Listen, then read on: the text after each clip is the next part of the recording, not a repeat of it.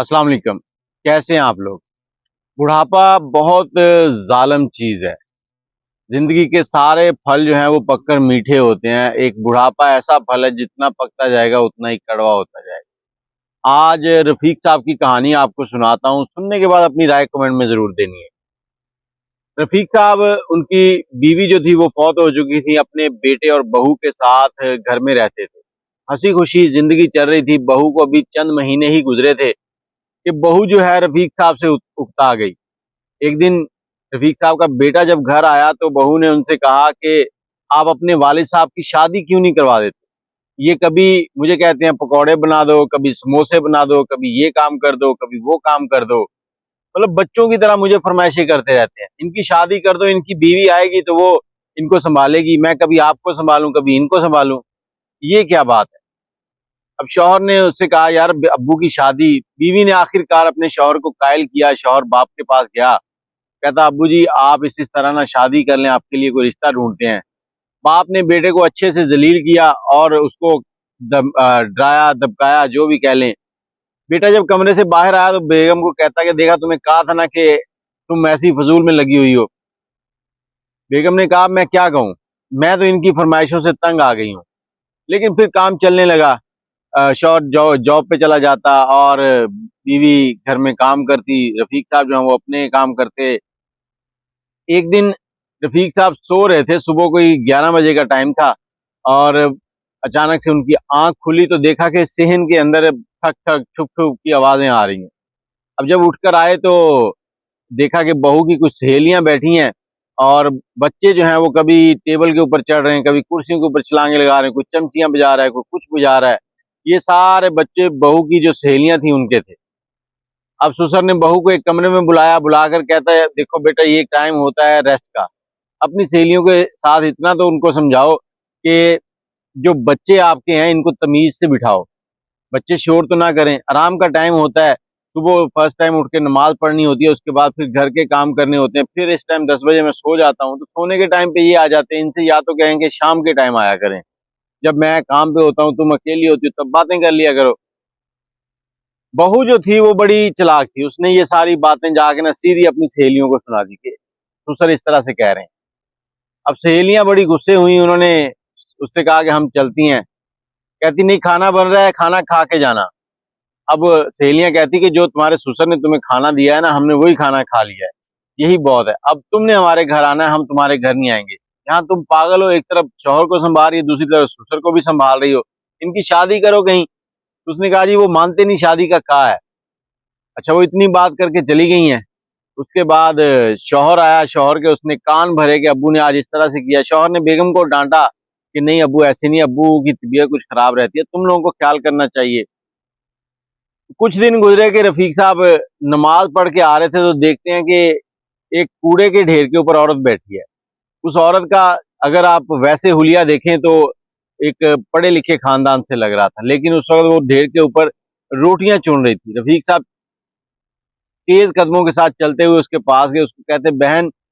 उसने ऊपर की तरफ देखा तो उसने कहा जी क्या ये रोटियाँ तुमने खानी हैं? तो उसने फिर दोबारा उसकी रफ़ीक साहब की तरफ देखा गौर से और गुस्से से फिर मुँह नीचे किया, फिर रोटियाँ उठाने लगी। रफ़ीक साहब ने फिर पूछा कि बहन अगर तुमने ये रोटियाँ खानी है तो मेरे साथ चलो, मैं तुम्हें घर से ताज़ा रोटी देता हूँ।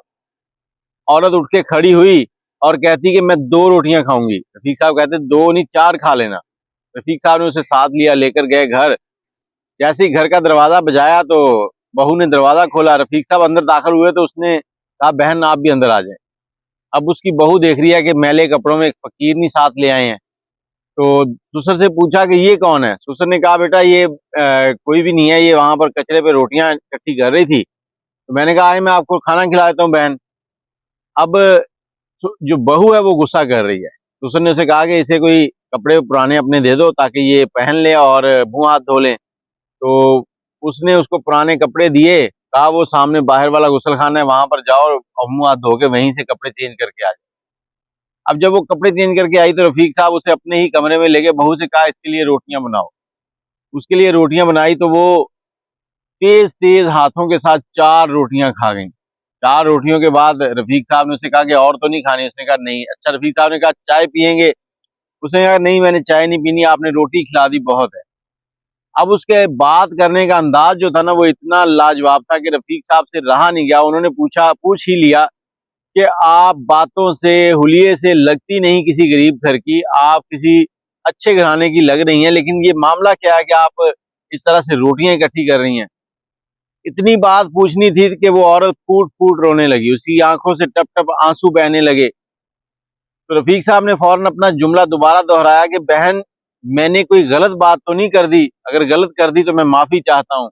वो औरत रोए जा रही है, उसने कहा नहीं भाई आपने गलत बात नहीं की, लेकिन ये मेरी दुखती रग के ऊपर आपने हाथ रख दिया। अब रफीक साहब का तजस्सुस बढ़ चुका था बात सुनने के लिए, तो रफीक साहब मुंतजिर थे कि वो कुछ बोले। कुछ लम्हों के बाद जब वो रोने से उसकी सिसकियां कुछ रुकी, तो उसने बताया कि मेरे 3 बेटे थे, हमारा बड़ा सा घर था, बेटे पढ़ाए लिखाए यूरोप चले गए, उसके बाद वहां पे उनकी नौकरियां लग गई, एक दिन उनका बाप फौत हो गया। अब बाप बहुत हुआ तो वो बाप की तदफीन तक के लिए नहीं आए, मैं इंतजार करती रही। उसके बाद मेरे भाई बहन जो थे दूर के रिश्तेदार, उन्होंने उसकी तदफीन की। तो कुछ अरसे के बाद एक बेटा आया, उसको पता नहीं मेरा कैसे ख्याल आ गया, आकर कहता कि माँ इतना बड़ा घर है, इसमें आप अकेली रहती हैं, ऐसी कोई कब्जा कर लेगा, हम इसको बेच देते हैं। माँ ने कहा बेटा ये तुम्हारी और तुम्हारे बाप की यादें जुड़ी हैं इस घर से, तुम लोगों का अच्छा खासा वहां पे काम चल रहा है, तो इस घर को ना बेचो, तुम लोग नौकरियों पे लगे हुए हो। तो कहता नहीं माँ हम इसको बेच के आपको छोटे घर में शिफ्ट करते हैं, ये आपका नाम नहीं है, ये हमारे बाप की विरासत ही हमारे नाम हो गया, तो हम इसको बेच के ना आपको छोटे घर में शिफ्ट कर देंगे। अब माँ बेचारी खामोश हो गई। खामोश हुई तो उन्होंने घर बेचा, बेचकर एक छोटे घर के अंदर माँ को ट्रांसफर कर दिया। उस घर की 2 स्टोरी थी, घर था एक नीचे एक ऊपर, छोटा सा था। माँ वहां रहने लग गई, कुछ दिन बेटा रहा पास और फिर कहता कि माँ मैं चलता हूँ। माँ ने कहा बेटा तुम लोगों की शादियां करनी है, कब करोगे? उसने बताया कि माँ हमने तो सबने वहां शादी कर ली है, मैं जाकर बच्चों की तस्वीरें आपको भेजूंगा। तो तस्वीरें आई, माँ ने देखी, बस गुजारा होने लगा।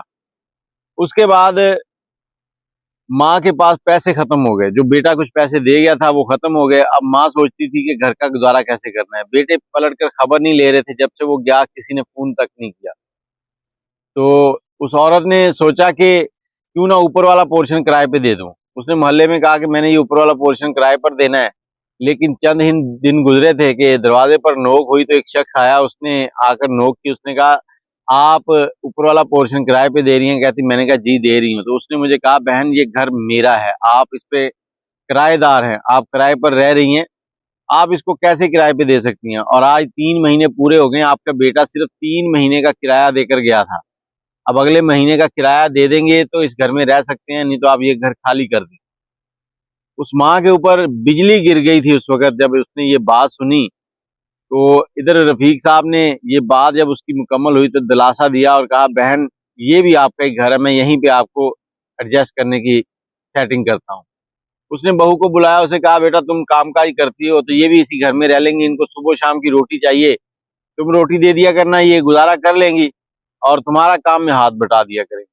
बहू ने नाक चढ़ाते हुए हाँ में हाँ मिला दी। अब शाम को शौहर आया तो शौहर के कान भरे कि ये पता नहीं किसको ले आए, वैसे शादी का कहें तो करते नहीं है, लेकिन ये औरत उठाकर ले आए हैं, हमारे लिए अज़ाब बना दिया है। शौहर ने कहा नहीं ऐसे नहीं है, मतलब तसल्ली से उसको समझाया, लेकिन औरत कहाँ समझने वाली थी। अब औरत ने अपनी सहेलियों के साथ मिलकर प्लान बनाया कि पूरे मोहल्ले में ये अफवाह फैलानी है कि रफ़ीक साहब जो है ना उनका इस औरत के साथ चक्कर है, इसलिए इनको घर में रखा हुआ है। जबकि रफ़ीक साहब जो है उसको अपनी बहन मान चुके थे।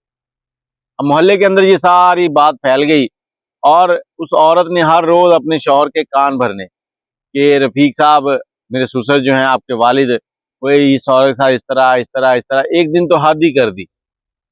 उस दिन रात को कहती शौहर को कि ये पिछली रात 2 बजे औरत उनके कमरे से क्यों निकल रही थी। जब इस तरह से बात की तो वो समझा कि ये वाकई सच बोल रही है, वो अपनी बात पे पक्का हो गया।